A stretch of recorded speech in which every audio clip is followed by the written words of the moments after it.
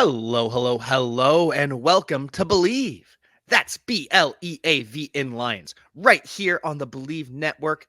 As always, I'm your host at Javanaugh87, Jack Cavanagh, joined, as always, by the All-Pro Safety, the interception leader, the former Lion, the former Texan, the All-Pro, All-World, Glover Quin. What's up, man? Not too much. Just another week living the dream. We do have the Jacksonville Jaguars this weekend, so I thought I would welcome them to town, embrace them with their the teal and the Hawaiian shirt. I Seems up see their that. alley. I see that. Get a little sunshine in there. Be a gracious host until we beat the brakes off of them and send them packing. Send them packing, man. Send them back to Jacksonville. What a L. Yeah. You got to do it, especially two former Lions coming to town, two Lions that you actually played with, former cornerback that you played with, who is now a wide receiver, Jamal Agnew, as well as Marvin Jones, who I'm sure you practiced against quite a bit. But Agnew, you were practicing alongside, not against, weren't you? Yeah, I mean Agnew was a corner, and we used him a little bit on offense, a couple of trick plays, but he took most of his reps as a corner nickel guy. He was a good young player, you know what I'm saying? Really good returner though, really good returner. And I think that's probably how he's made his mark in the league for these last few years.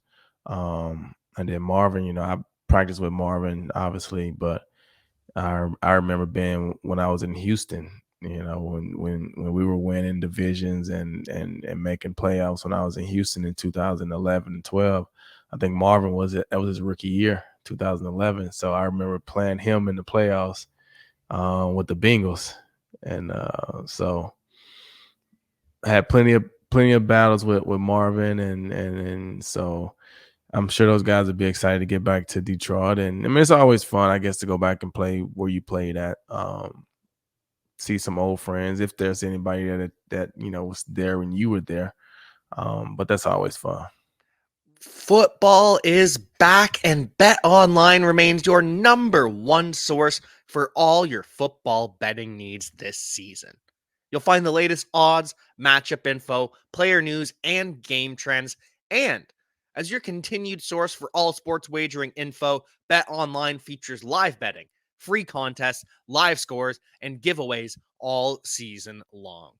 Always the fastest and easiest way to bet all your favorite sports and events like MLB, MMA, tennis, hockey, boxing, and even golf. Head to betonline.ag to join and receive your 100% welcome bonus with your first deposit. Make sure to use promo code BELIEVE to receive your rewards. That's BLEAV. Bet Online, where the game starts.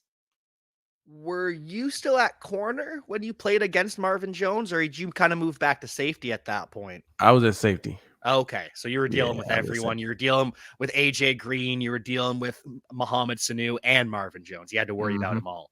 I'm Yep. sure you were a bit more worried about AJ Green though, because that man was dominant in the Oh, backfield. he was good, man. I actually played. I mean, one 2012 maybe when we played them in the playoffs in 2012. I think I had probably 5 pass breakups that game. Love Balling, it. balling. Was that We, Andy Dalton that you were making life miserable for? yeah, I think it was Andy Dalton, but I was on Jermaine Gresham, the big tight Mm. end, and AJ Green a couple times because when you're playing, I was playing more dime and safety because with Wade, we was in a 3-4, but we would go dime almost all the time, and so when we was playing a dime, I was the linebacker, me and Brian Cushing. What a So fearsome duo that was. yeah, and it actually worked out great because I was the one that was doing like the covering. So I was basically in there to cover the tight ends. And Brian Cushing was in there to be free and go wreak havoc like he does. So most of the time the back was responsible for Brian Cushing. So the back didn't want to block Brian Cushing, right? Like, you know what I'm saying? But he didn't have to worry about covering the tight ends and stuff like that. I took care of the coverage stuff and he just was able to play and fly around and he made a lot of plays, but it was just fun. So I remember in that playoff game, like I said, I was on Jermaine Gresham. I think that was Jermaine Gresham, the big tight end from Oklahoma. I was on him the whole game, and like I said, I got a poster. Somebody got it. I probably gave it to somebody. MVP poster, big poster. Like I got a couple of them on my wall back here. I wish I could show them to you guys. But it was kind of cool because like when I was in Houston, whenever you win, that they would pick an offensive MVP, defensive MVP, special teams MVP, and then they would get like big posters. Like this probably is a 40 by 60. Ooh. Because it's bigger than 30. It's bigger than 32 by 40. So it's Big. it's a big poster, but they will have it hanging up in the in like the hallway, because at NRG is not like it is in Detroit. It would be like, it's like in Detroit, you got a separate practice facility. They practice in Allen Park, but they play in Ford Field. It'd be like practicing at Ford Field. So like all your corporate, because at NRG, like you're there. So all the corporate people that work at the stadium, they're there. They just work upstairs and in different areas of the stadium, but you're there as well. And then they have all types of other things going on in there, from concerts to shows and this and that. So, when you win MVP and they hang your poster up in the hallways and stuff, everybody that comes through there, they get to see that big poster of you from, you know what I'm saying?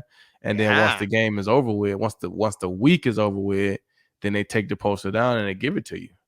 That's a really cool tradition. Yeah, it's actually really cool. So I had 3 of them. I gave 1 away. I got 2 of them framed right here. But then, like, what I'm saying, imagine if they was doing that in Detroit. Imagine all the times that like Calvin Johnson and Stafford would have, these MVP posters, right? So it was like that in Houston. So Andre Johnson, Arian Foster, those guys had them all the time. You could probably decorate the entire wall of your house. So what I did was, because when you get them all the time, you probably don't really care that much, right? So they would just be stacked up in a locker, just folded up, like rolled up like a poster. So one day I was just like, hey, Andre, man, let me get one of these posters from you, man. Like, yeah, he literally pulled one out, signed it for me, and gave it to me. And it was actually the poster that of a picture when he won the game. So in 2012, before we played the Lions on Thanksgiving, that Thursday, we played the Jacksonville Jaguars that Sunday. And we went into overtime with the Jacksonville Jaguars that Sunday. And with about 2 minutes to go in overtime, Andre catches a slant, I think, and takes it about 60, 70 yards for a touchdown, and we win the game. And so they got a picture of him running into the end zone, and that was the poster that he ended up just grabbing and giving to me. So I got that poster, and then I got a big one of like Arian from a playoff game against Cincinnati. So, and I got those 2 upstairs hanging up. So, they're cool. They're cool posters, man. So, yeah, I wish you guys could see them. Yeah, you're gonna have to post some pictures of those later. I think make sure that the audience can follow Glover Quin so that you can see these later. But that'd be something that'd be really cool for Detroit to embrace, especially this season. There'd be a lot of different winners, I think. Right, and you only get it when you win. Yeah. All right. So. Oh, true. So you gotta couple it together, because there's times where you might have a big time performance, but you don't get the win, so you don't get any posters. So you gotta win, and you gotta have a good game. So it was actually pretty cool. I ain't gonna lie, it's actually pretty cool. I wish you guys could see some of these, especially see you next to them. Get the size comparison. They're freaking huge. They're huge. So looking towards the Lions this Sunday, Jeff Okudah, he's limited in practice coming off concussion on Wednesday, Thursday, but that means if he practices in full today, he's going to be good to go. Same with left guard Jonah Jackson. They both have the no contact jersey removed, so that's good to see. Getting healthier. Oh, yeah, those guys would be fine. Jeff Okudah, I don't know the extent of his concussion. I don't want to downplay it, but if it wasn't a Thursday Thanksgiving morning game, he probably would have played last week. against the Bills, but that quick turnaround, they're not going to clear you in 48. So fortunately for him, it gave him 2 weeks to fully recover. And so I would expect him to be good to go, barring any setbacks at practice today. And so it's good when you can get those old linemen back. You get him back. I mean, they're in a good spot right now. They just got to go out and play well. And, getting Jacksonville Jaguars at home is a very winnable game for them. And, to put them at 5 wins if they can get that win. And you just never know. Getting to 5 wins would be huge because then that puts us on the path to 6 wins and so on and so forth. And the Lions have officially removed DeAndre Swift from the injury report. He's been for weeks, even when he was practicing in full, he still had shoulder, ankle, every practice.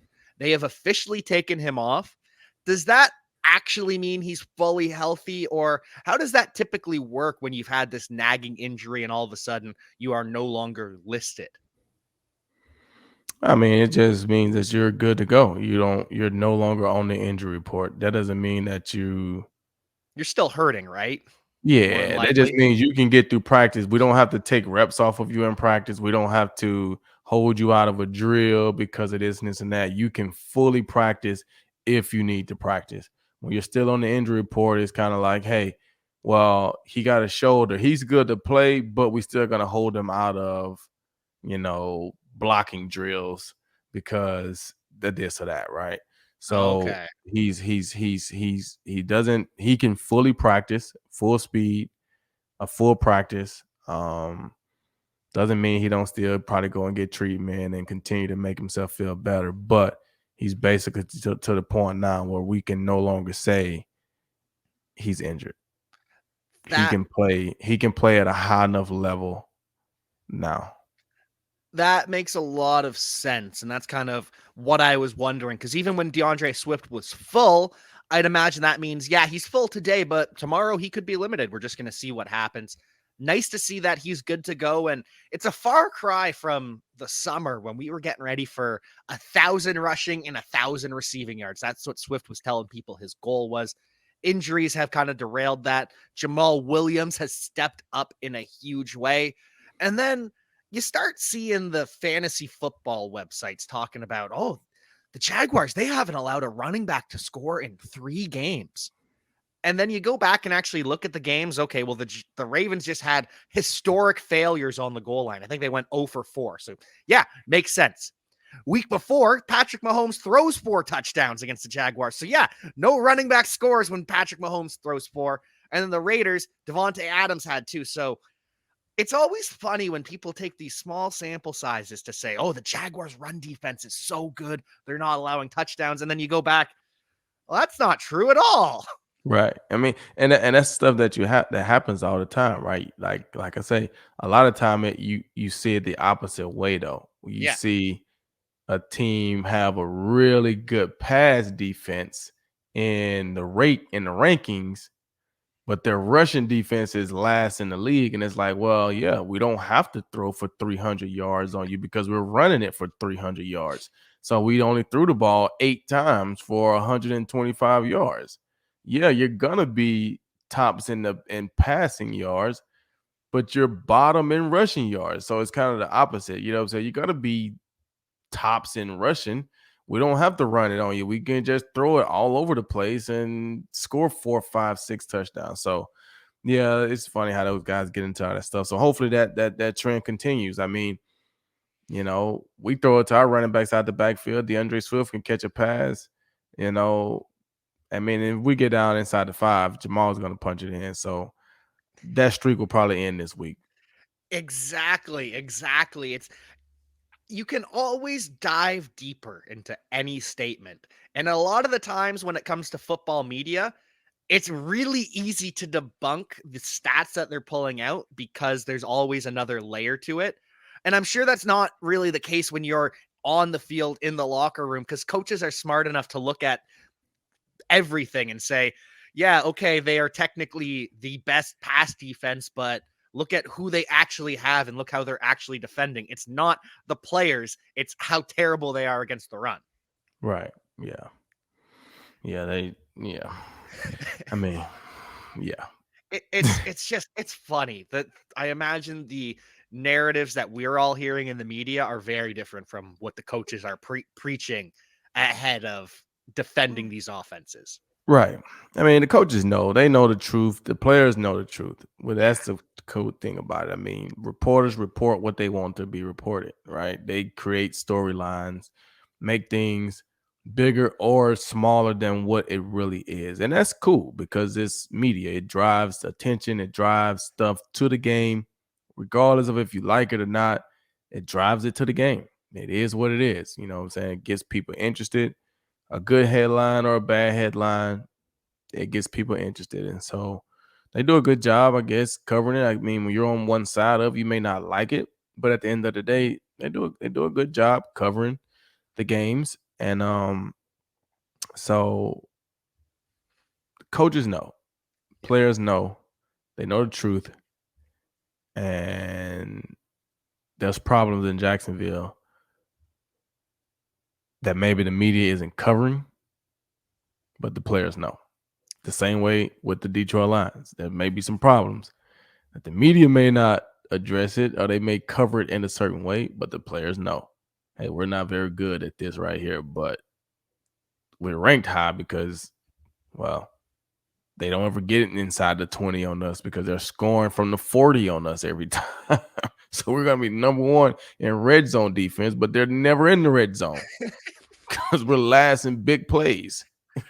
There was something like that earlier in the season. I think the Panthers were the best red zone offense, but they couldn't get it to the red zone, so it didn't matter.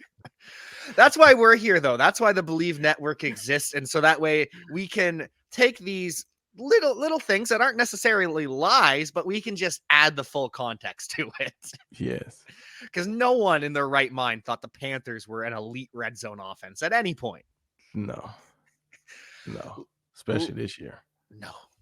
And looking ahead to some of the narratives surrounding this game, we've got DJ Chark in his revenge game, reunion game, whatever you want to call it. I'm leaning more towards the reunion game where he gets to see his friends from the team because Urban Meyer's gone.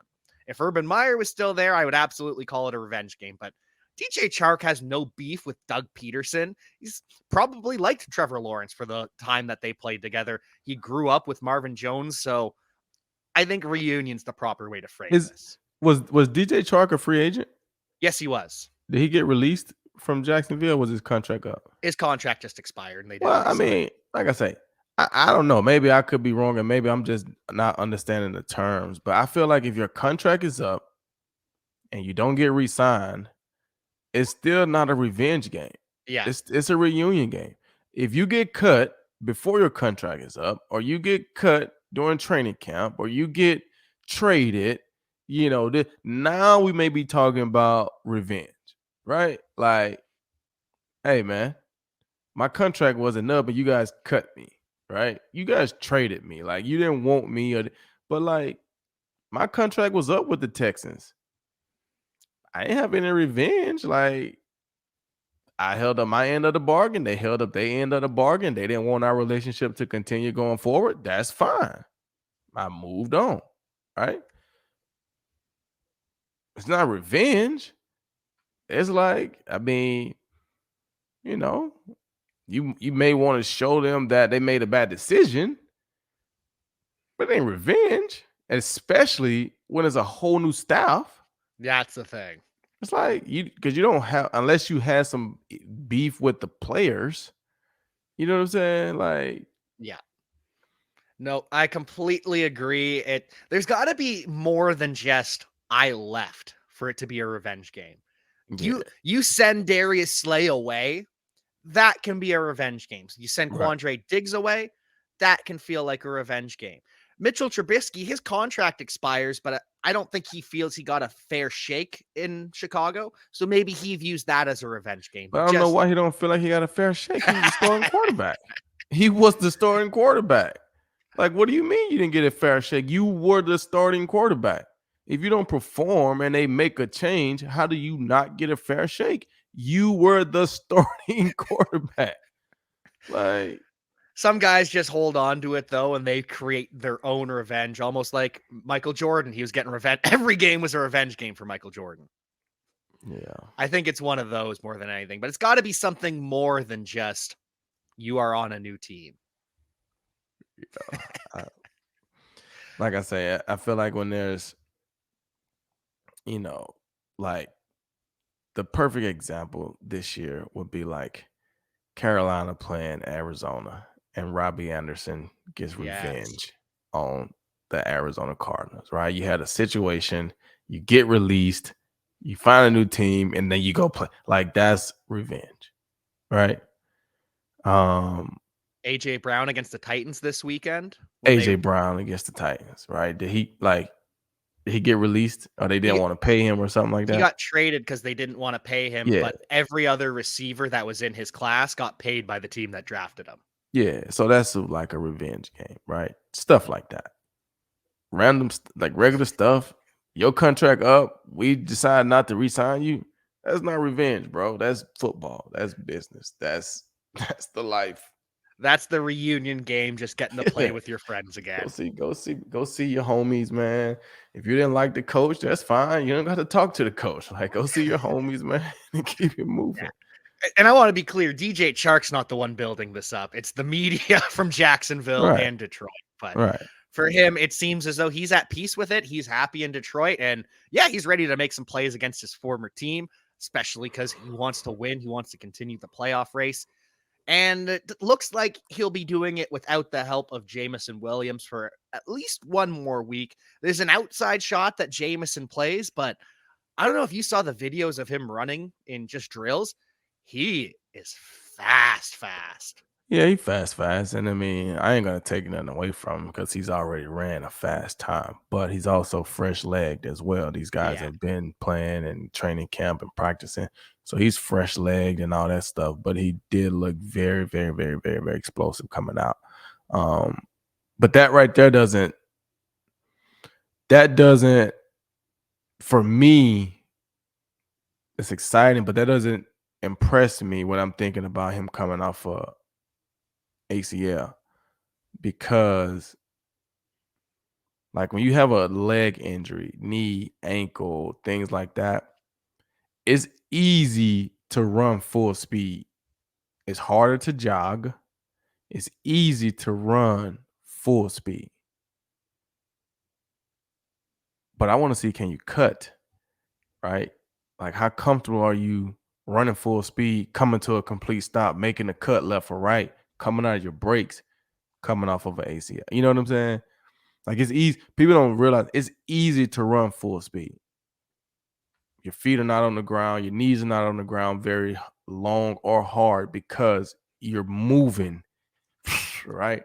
When you're jogging, you put a lot of pressure on that knee because you're slow, it's weight, that ankle, right? So it's harder to jog. It's easier to run full speed. But I want to see, can you cut, right? How comfortable do you feel bursting out off the line, but then coming to a complete stop and making a cut on that leg and stuff like that. So it's good to see him running and look like he's finally having some fun, getting to be involved, be in practice, and do some of the things like that. But I'll be interested to see how he looks, when he's having a cut and, is he thinking about it or is he just out there being normal and natural? It is going to be really interesting to see what actually happens. This is just another step forward in his rehab. We'll see if he plays this Sunday. If not, he has to make his return against. Well, sorry, he doesn't have to make his return against the Jets. He has to be activated to the roster against the Jets. Doesn't mean he has to play. So we're going to be following that. And we are going to be following Aidan Hutchinson this weekend. And Hutch has been kind of the ideal rookie in terms of media coverage. He doesn't say anything too outlandish. There's nothing crazy that gets picked up. He's a business as usual. And then he shows the personality with the Billie Jean. So that was nice as well. But this week, he gets asked about the Jacksonville Jaguars, and he actually admitted, we actually saw the inside thoughts of Aidan Hutchinson finally, that it bothered him that the Jaguars snubbed him in the draft because for about 4 months, the Jaguars were treating him like he was the pick, the only pick. And then the week before the draft, he hears, your arms are too short, Aidan. Sorry, we're going to go with another edge defender because your arms are too short. Nothing about your game, Nothing about your college career. It is just the arm length. And so Aidan wants everyone to know that we're going to see if that inch was the difference. Hey, man, that right there, not revenge games, but those are things that drive people in a career. You know what I'm saying? Like every time he plays against Jacksonville, he probably wants to, and it has nothing to do with the coaches because that's an organizational thing, right? Could have been the GM, could have been this. All I know is the Jacksonville Jaguars. And to him, it may be more personal. It may have been the coach. It may have been somebody specific. So he'll remember that. But as of right now, it's the Jacksonville Jaguars. So I wouldn't be surprised if he has a phenomenal game. This is generally how it happens. I mean, I felt the same way about Lovie Smith. I've said that several times, and I had a great career against Lovie Smith and the Chicago Bears. So just be like that sometime. Interesting. I knew you made some plays against the Chicago Bears, especially in Detroit, but kind of forgot that it was the extra motivation. Good to know. Hopefully that leads to a big day from Aidan Hutchinson, and hopefully we see another big day from James Houston, who's emerging as an edge rusher for the Lions as well. 2 sacks in his first game. Taylor Decker, and I know, of course, he's going to say this. It's his guy, it's his teammate, but he says that all summer, James Houston has been giving him issues. Decker and offensive line coach Hank Fraley were talking to, why have we not seen this guy on the field yet? And then Aaron Glenn, yes, he's excited for the rookie, but he pumps the brakes. I know you're putting him out there to be the next Lawrence Taylor, but there's more than just pass rushing to being a good football player. Right. And that's what you see. I mean, he was a late round draft pick out of Jackson State. Came from Florida, though. Played at the University of Florida. So he has the talent, right? Went to Jackson State, was there for a couple of years and, was able to get drafted coming out of that program. But he probably was, on different aspects of the game, he probably was a little behind or just needed to work on things because, I mean, depending on what they're asking you to do, I mean, if you only know how to rush a passer, now they're asking you to drop in coverage. That may be foreign language to you. It takes a little while to learn it and get comfortable with it, and vice versa. If you've only been dropping in coverage, now they want you to rush the passer. That could be a totally different thing. But it seems like he's a natural pass rusher, or get after the quarterback type of guy. But he's probably not big enough to be a defensive end. So now you got to play linebacker. So you got to play Sam or some type of off the ball linebacker, but we can't blitz you every single play. You got to be able to cover man to man sometimes. You got to be able to drop into some zone sometimes. And sometimes it just takes some practice. And that could be one of the reasons why you hadn't seen him as much. But then again, if I put you in a game and you're getting sacks, 2 of them on Thanksgiving, I mean, I got to give you some more time to see if you can get maybe 2 more. That's kind of how it works, right? So it may become a point to where, hey, I don't need you to drop into a pass rush. I just need you to go get the quarterback because you got that ability. So just got to see. But I mean, they liked him. They put him on practice squad, and if he's been giving Taylor problems, and the offensive line feel like, man, this guy right here is well. Luckily, he stayed under the radar for a while, and maybe the Lions can really put him on, and he can have a good strong end into the season. Let's hope. We would love to see that because we saw it with Aidan Hutchinson too. He, at the start of his career, he was getting pressure, but he was failing to make the sacks in the pocket. He was getting beat. He was not setting the edge. So James Houston, maybe we're starting to see him take that development as well, not getting beat, not allowing the play to get outside of him, because that matters a lot for coaches across the NFL, especially when you're playing against the Jacksonville Jaguars, because we say this every damn week, but it's an athletic quarterback. Trevor Lawrence can run. He doesn't do it often, but he can do it. You got to contain him on the bootlegs. And it seems as though Trevor Lawrence might be kind of ascending as well. Yeah, I mean, it's the NFL. All these guys, week in and week out, they're going to all be able to spin it. And when I say spin it for our listeners, that means throw it. And they're all going to be able to run. Some are going to run faster than others, but they're going to all be able to do it. And Trevor is no different. He's young, great arm, and he can move. So every week is going to be the same thing. You just will hope by week 12 or 13 that the Lions are prepared and ready to stop, somewhat mobile quarterbacks. They've played guys who are better. So hopefully they don't come in and feel like it's going to be a cakewalk, but they hopefully feel like we can stop Trevor Lawrence from scrambling. And you have those guys that really don't want to scramble. You know what I'm saying? They do it if they have to, but they really don't want to they really don't want to scramble. And I think that's Trevor. I think he does it, but I don't know if he really wants to do it. I think you're right. He seems the kind of guy where it's a bootleg and it's only 6 yards till a first down. Yeah, I'll take it. Oh, wait, no. And then he'll pull up at the last second because he doesn't have to. But he can do it, so you can't just give it to him. But they did a good job of that against Daniel Jones. It was a little bit tougher against Josh Allen, who's an elite runner. So it's going to be interesting to see, especially because Trevor's flying high off of that win against the Ravens.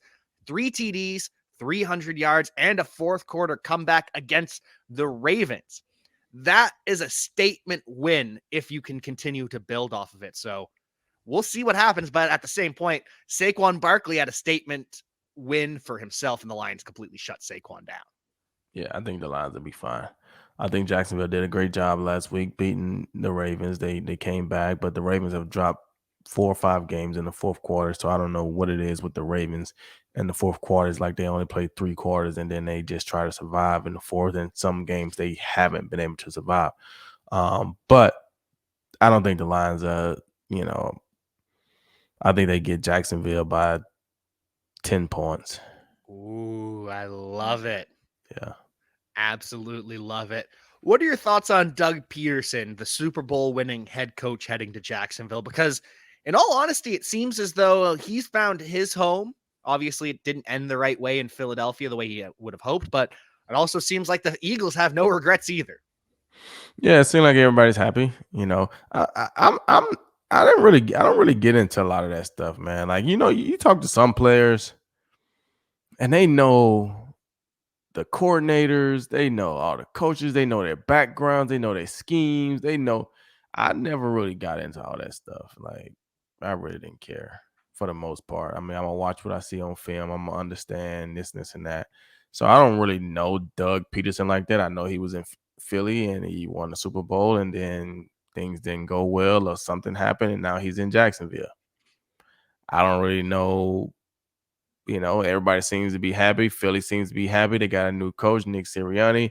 They are leading the league in record. They're the number 1 team right now.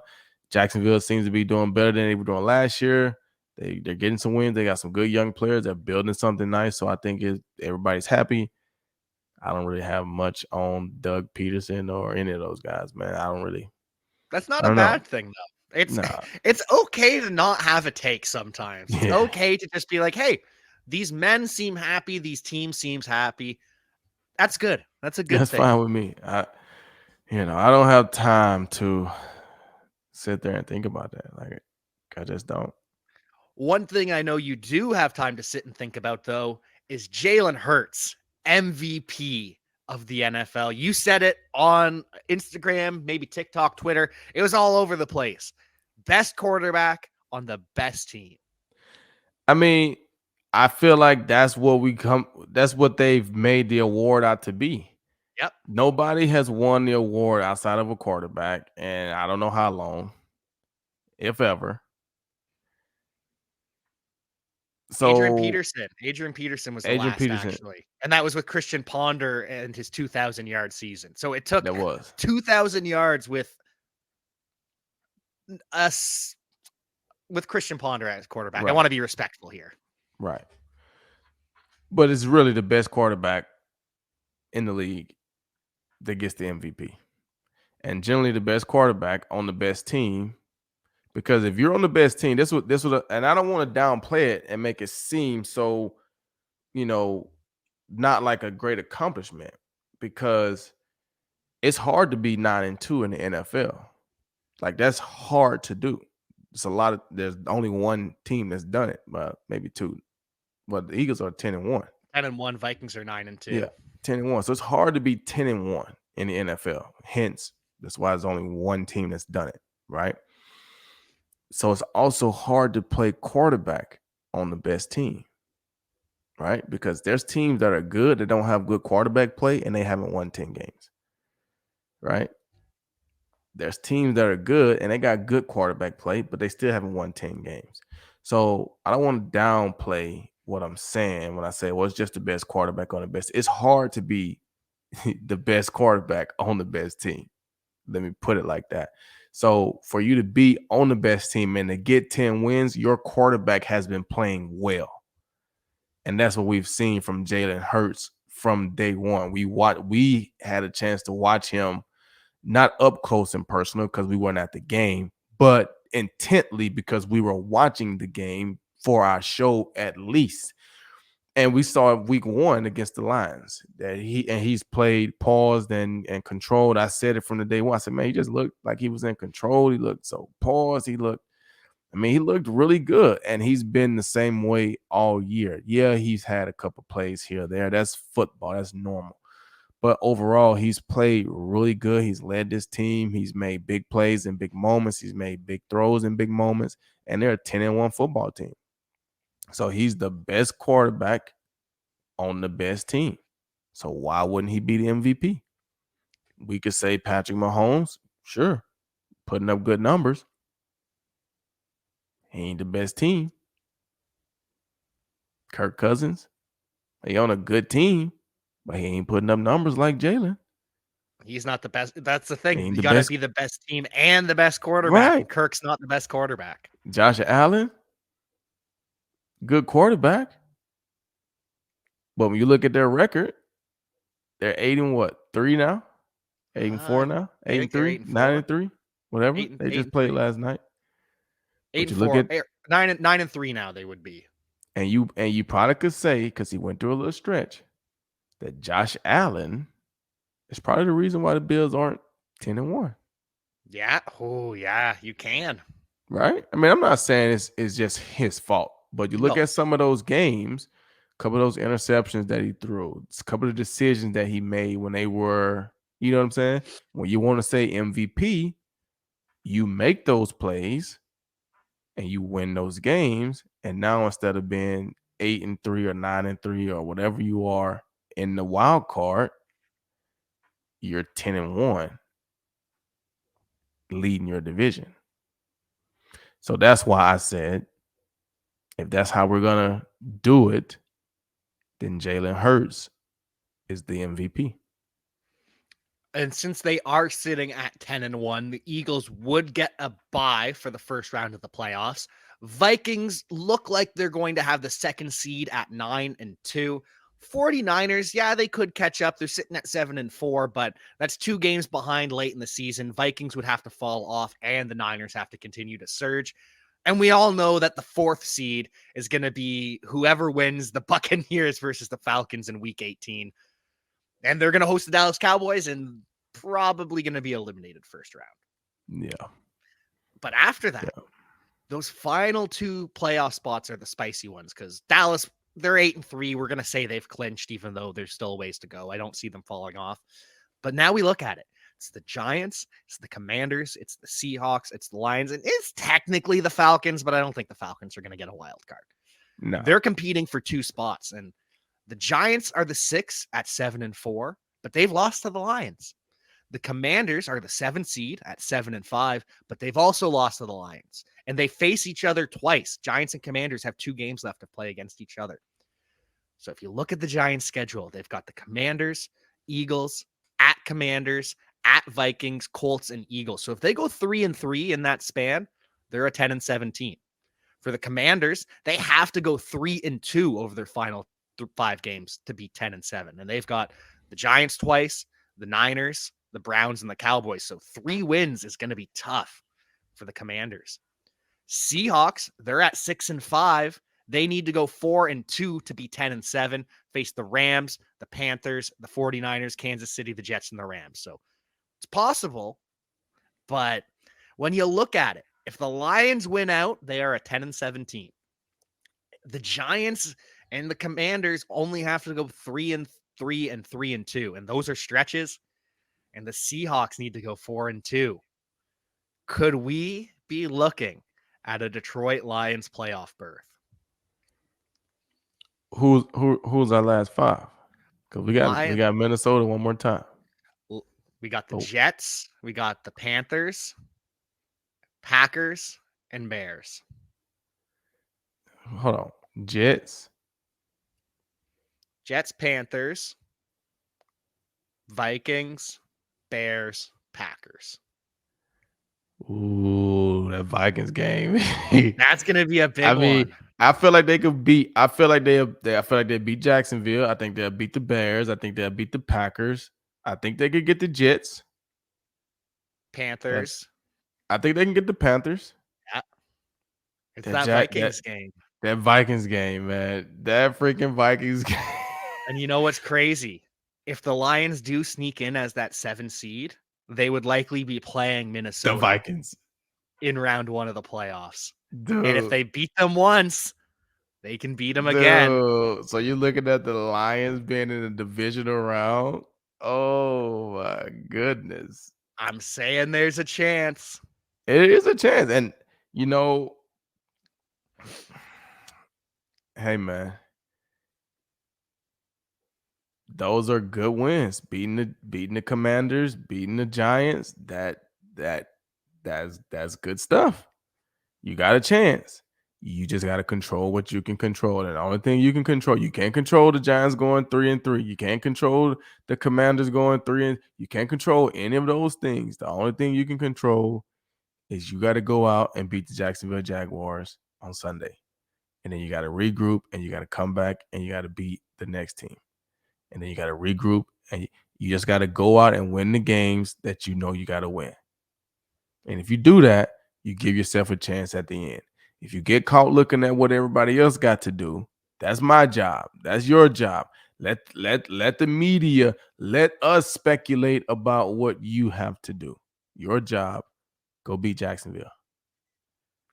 Go beat the Bears. Go beat the Panthers. Go beat the Packers. Go beat the Jets. Go beat the Vikings. If you do that, you give yourself a chance and let the pieces fall where they may. But if you don't and you get caught looking at the other people, then you end up losing a game and it's over. It's going to be an exciting race to the finish. You got to control what you can control. The final thing I want to ask you about, and it's out of the Lions' control. Right now, they have a chance to make the playoffs and a chance at the 2nd overall pick. I don't think they're going to pass the Texans and get the 1st overall pick, but the Rams currently have the 4th overall pick. They're tied with the Broncos. Broncos are ahead of them by 1 pick, but Broncos probably going to get a couple wins down the stretch. They face the Rams too, so it very well could be that game decides who gets the 3rd pick. And if the Bears beat the Packers on Sunday, Rams could pass Chicago too. Matthew Stafford sounds as though he might not return. Aaron Donald's missing his 1st career game. Cooper Kupp probably done for the year. Allen Robinson done for the year. Lions could win a playoff game and pick 2nd overall in the same season. And that would be from the Stafford trade? Yeah. Wow. Who'd have thought? Hey, man. When you do good by people, you put good energy out there, man. Sometimes good things happen for you, man. So that'd be crazy, though. It's looking like everyone is a winner in the Stafford trade. Stafford got to go free. Stafford got to win a Super Bowl. The Rams win a Super Bowl. And the Lions get Jameson Williams and possibly a top 5 pick. Yeah, that worked out for everybody. Good That's karma. What you call a win-win. Good karma going out into the world, letting Stafford go to where he desired. Another person sending good karma out into the world every single day, Glover Quin. Glover, thank you so much for joining me once again. Any pluggables to plug or any final thoughts here? Nah, man. Just I mean, I can always plug my stuff, man. I feel like I plug that stuff all the time, man. Just support the podcast, man. It's a lot of people doing great podcasts, man. Just support the podcast and enjoy football, enjoy the holidays. Enjoy football, enjoy the holidays, enjoy Believe in Lions and the rest of the Believe Network. Enjoy our friends over at betonline.ag. And until then, we will see you next time. Peace.